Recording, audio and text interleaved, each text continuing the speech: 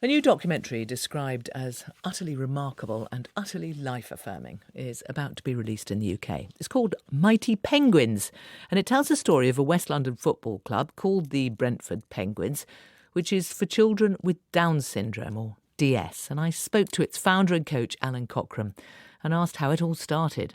I retired professional footballer, and like many older ex-pros, kind of left on the scrap heap a little bit and done the best thing that all footballers do: cab driving, local community, love it. And one day I was told to pick up a kid and he had Down syndrome. One particular kid would jump in the front, and then him and I just formed a bond over time. We used to do a bit of training together, 1-2s outside of the car.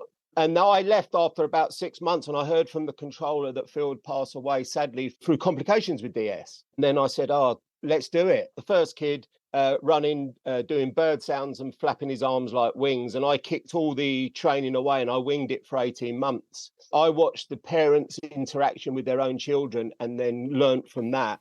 You've travelled with them, you've been to Spain, and a film, of course. The trip to Bilbao was... we took 42 people. Half the children hadn't even been on a plane. Oh, they were amazing. The Spanish were fantastic. And again, as you said, the film, which is... I'm totally biased, but I think it's real. Up, Charlie!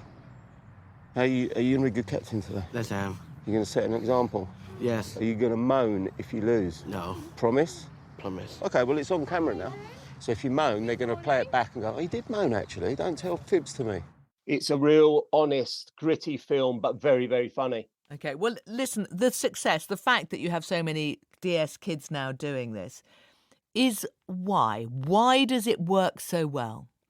Because I have an open door policy that comes with its challenges. But my thought process, being a coach where you're building teams and trying to be successful, I flipped my thought process and I said, no, I'm not going to build a team. I'm going to build a community.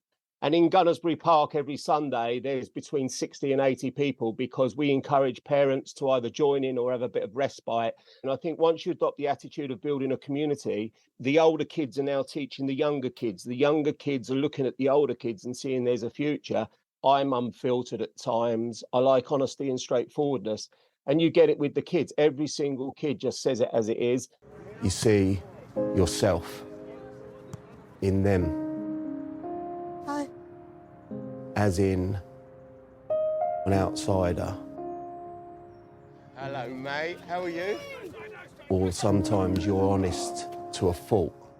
I'm very aware that the children give me more sometimes than the other way round.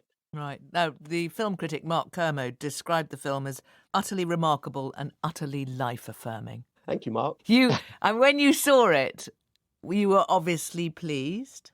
So I hadn't watched, they filmed over 3 or 4 months. I hadn't seen the film. I hadn't seen a rush. And there's a point in the film after a few minutes where one of the mothers is describing Captain Charlie's feelings about having DS. I could feel my body change or my emotional change. Watching the film in its rawest state, I wanted to feel that true emotion of seeing something for the first time. And by God, did they get it right. So when can people in the UK see it? Oh, Sarah, such a good question. We're waiting for the Americans to give us carte blanche to put it out there. I was talking to the director last night, and it's imminent. We just need to get the right timing of it and the right venue. So hopefully very, very soon. Allan Cockram talking to me now just before